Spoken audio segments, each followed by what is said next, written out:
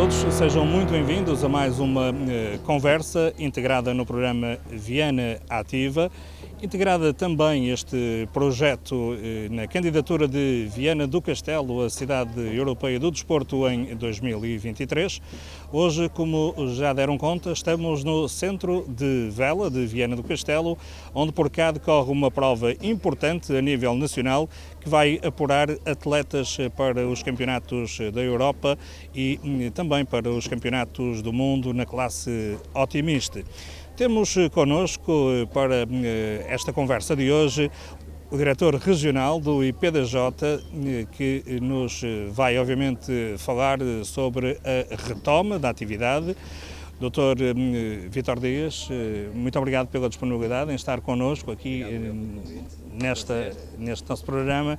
Doutor, depois de tanto tempo de inatividade, digamos, a nível desportivo, como é que encara esta retoma? É uma retoma necessária, temos que ser otimistas, também estamos aqui numa prova de otimista. É muito importante que os clubes, que as federações, que as associações, com toda a tranquilidade, com toda a serenidade, vão retomando a atividade, porque é muito importante para os nossos jovens, do ponto de vista físico, do ponto de vista mental e do ponto de vista holístico, global, digamos assim, no seu desenvolvimento.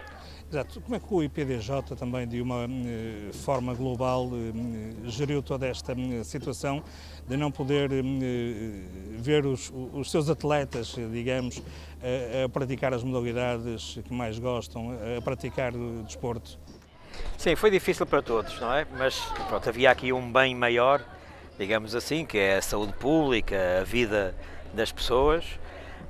Em muitas situações nós fomos tentando que, pelo menos do ponto de vista da atividade física e do desporto em termos geral, enquanto manutenção, se conseguisse manter dentro daquilo que era possível. A parte competitiva foi aquela que ficou um bocadinho mais para trás, porque implicava outro tipo de recursos, outro tipo de condições. Bem, o Instituto foi articulando com a Direção-Geral de Saúde, com as federações, esta atividade possível, no sentido de irmos mantendo aquilo que era conseguido manter. Mas não foi fácil, creio eu, com várias pressões, entre aspas, por parte das instituições, dos clubes, dos próprios atletas, não terá sido fácil. Não foi fácil e, enfim, até admitimos que, do ponto de vista, muitas das coisas, se dependessem exclusivamente do desporto, eventualmente seriam feitas de forma um bocadinho diferente, mas, como nós dizemos, o desporto tinha que dar aqui um sinal, havia uma entidade superior, que era a Direção-Geral de Saúde, a quem competia regular toda a atividade, não só a desportiva como a outra, e o desporto não podia ficar à parte dessas regras e desses regulamentos, não é? Foi difícil, claro, foi muito difícil para todos, e eu quero aqui até aproveitar para agradecer a postura da generalidade dos clubes, dos atletas, das federações, que foram irrepreensíveis neste aspecto, protestando como é a sua função e a sua obrigação, obviamente, mas sempre com uma forma muito rigorosa, séria e construtiva. E já agora também, já que estamos aqui em Viana do Castelo, também dizer que as autarquias também foram muito importantes, têm sido muito importantes neste aspecto, com muitos apoios, não só financeiros, mas logísticos, para que, não só durante o período de pandemia, como agora até na retoma, muitas das atividades esportivas possam ser possíveis. Ainda assim, houve quem achasse que o desporto foi um privilegiado no meio de tudo isto. Concorda com essa teoria? Não, aliás, é o contrário, talvez o contrário. Acho que o desporto deu aqui um sinal muito positivo para a sociedade. Agora, nós temos que separar aqui o desporto nas suas diferentes vertentes, não é?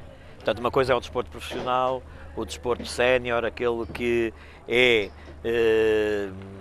organizado de uma forma mais profissional e que obedece a um conjunto de organizações, a um conjunto de princípios até internacionais e que tivemos que ajustar, até pelas questões também da economia. E, pronto, e aí, no caso do desporto profissional, do futebol em particular, teve que retomar as suas competições sob pena de eventualmente até os representantes portugueses nas competições europeias não pudessem apurar os seus representantes, não é? Agora, no resto da atividade, o desporto manteve-se, como outras não foi nada privilegiado, pelo contrário, eventualmente. Exato. Em relação aos mais novos, foi mais problemático ter em casa as crianças durante muito tempo. Isso também houve, com certeza, acredito eu, pressões para que essa atividade dos mais jovens, das camadas mais jovens, pudesse rapidamente voltar, não é? Sim, houve muitas pressões e algumas com sentido. E é preciso dizer que, como eu dizia há pouco, uma coisa é a parte competitiva, outra coisa é a parte do desporto de lazer, o desporto como manutenção e o desporto de recreio. E esse não parou totalmente, não é? Porque foram encontradas aqui algumas estratégias pelos clubes, pelas federações, pelos municípios e pelas famílias até, de manter alguma atividade em casa, nos arredores, nos jardins, de forma individual, ao ar livre, para que alguma atividade se fosse mantendo. O problema principal foi, de facto, a competição, que essa não foi possível garantir e não havia condições para tal. O IPDJ, digamos, durante todo este tempo esteve sempre junto das instituições, dos clubes, a dar sempre a orientação, não é? Sim, a dar apoio. Portanto, nós temos uma equipa no Centro Nacional Desportivo do Jamor, a nível nacional, que tratava das questões e apoiava nas questões dos planos de contingência para os clubes, para as instalações desportivas, e sempre também fazíamos parte de uma equipa, de um grupo de trabalho com a Direção-Geral de Saúde, em que articulávamos com ele as questões relacionadas com o desporto, no sentido de ajudar os clubes e as federações naquilo que fossem as suas dificuldades, na interpretação das leis, das normas, dos regulamentos, etc. E apoiando, como eu disse, nesses planos. Depois criámos alguns programas, nós próprios, lá está o Ser Ativo em Casa, que era um programa que permitia diariamente ajudar com profissionais a quem estivesse em casa a poder fazer alguma atividade. E agora, finalmente, estamos na fase de implementação de alguns apoios financeiros que também foram anunciados, que primeiro houve um levantamento, um estudo do impacto, não só a nível nacional, como a nível europeu, no qual o Instituto participou, para conhecer um bocadinho melhor a realidade e tomar algumas medidas que já foram anunciadas e estão agora a ser implementadas também ao nível financeiro. Doutor, ainda não passou a pandemia, temos que ter isso em atenção e temos que ser conscientes em relação a isso. Não se pode retomar de qualquer maneira, não é? Não se pode, temos que cumprir as regras e as orientações, e isso é fundamental. E genericamente, como eu dizia, o desporto tem feito isso bem, os praticantes e os clubes e as federações têm tido essa preocupação. Costumo dizer isto e é verdade, a única certeza que nós temos no meio disto tudo é a incerteza de tudo isto. E, portanto, não podemos facilitar. E temos que procurar retomar com segurança, paulatinamente, progressivamente, no sentido de não termos todos que depois voltar para trás, que isso seria o pior de tudo. E, portanto, há condições para começarmos, sobretudo nas modalidades de ar livre, nas modalidades individuais, nos desportos coletivos o cuidado tem que ser redobrado, nos desportos de pavilhão ainda mais e, portanto, contamos com todos no sentido de esta retoma ser progressiva e que não tenha que voltar para trás. Exato, e a retoma é muito importante para estes jovens. É fundamental, é essencial. Como já aqui dissemos, nós temos um problema, todos os estudos assim o indicam, que isto tem impacto do ponto de vista físico, tem impacto do ponto de vista da prática e da própria predisposição dos jovens para a prática, porque muitos acabaram por abandonar, desistiram de praticar algum desporto. Tem impacto ao nível das questões da obesidade, os miúdos estão mais, enfim, como não estão tão ativos, tendem a engordar e as questões da obesidade são complicadas. E ainda em relação às questões mentais, não é? Porque os miúdos durante este tempo todo que tiveram que estar em casa, fechados, a contrariar tudo aquilo que até agora nós apelávamos, que era trabalhar a equipa, estarem juntos, e o desporto é isso mesmo, não é? Está inerente ao desporto o espírito de grupo, trabalhar em conjunto, o espírito de equipa e essas coisas todas que agora tivemos que contrariar, e isso teve impacto ao nível também de alguma disponibilidade mental, digamos assim, dos próprios miúdos, dos próprios jovens. Isso é um problema, mas que eu acho que nós vamos conseguir resolver. Exato, estava a referir o facto de muitas crianças, muitos jovens terem abandonado as modalidades. Este foi um trabalho feito ao longo dos anos, tanto pelo IPDJ como pelos clubes, pelas instituições, em que as pessoas praticassem e integrassem essas mesmas coletividades. Não vamos começar um trabalho do zero, mas vai ter que ser feito aqui um esforço suplementar para fazer com que as pessoas, os atletas, sim, voltem ao início, não é? Sim, estamos todos muito preocupados com isso, porque não sabemos bem qual é o impacto. Pronto, os estudos dizem que, enfim, variam os estudos, depende de quem é que nós estamos a falar, mas que pode haver aqui a necessidade de 8 a 10 anos para nós voltarmos àquilo que era antes da pandemia. E isso é preocupante, que é muito tempo. Enfim, às vezes retomar é pior do que iniciar de novo, do que o início, digamos assim. E isso é uma coisa que nos está a preocupar, mas que julgo que todos em conjunto encontraremos as melhores soluções.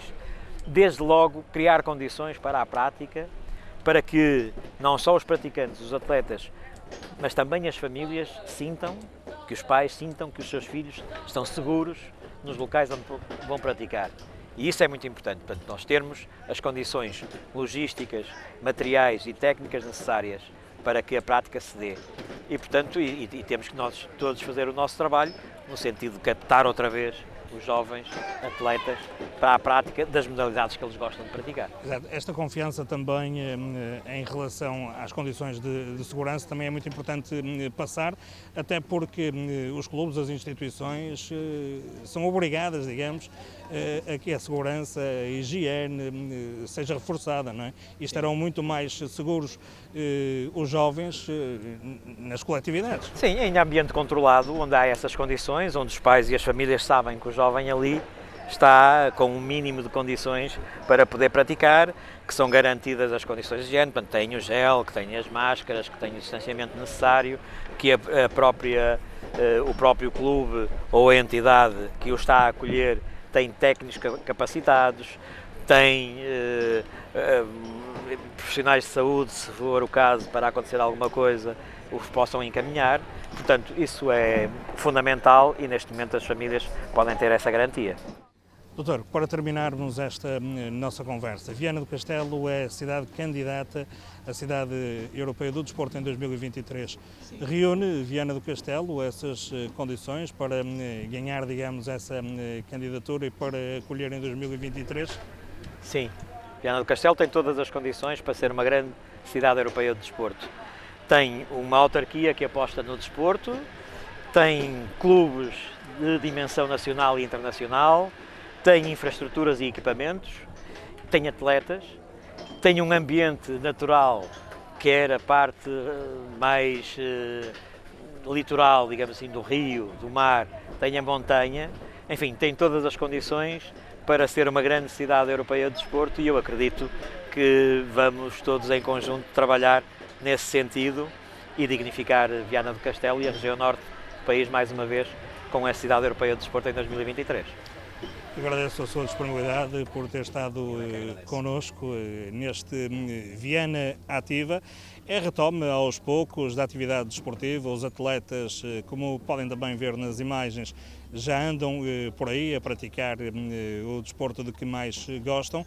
Hoje viemos ao Centro de Vela de Viana do Castelo, neste programa que está integrado também na candidatura de Viana do Castelo, a Cidade Europeia do Desporto em 2023. Hoje estivemos à conversa com Vítor Dias, o diretor regional do IPDJ.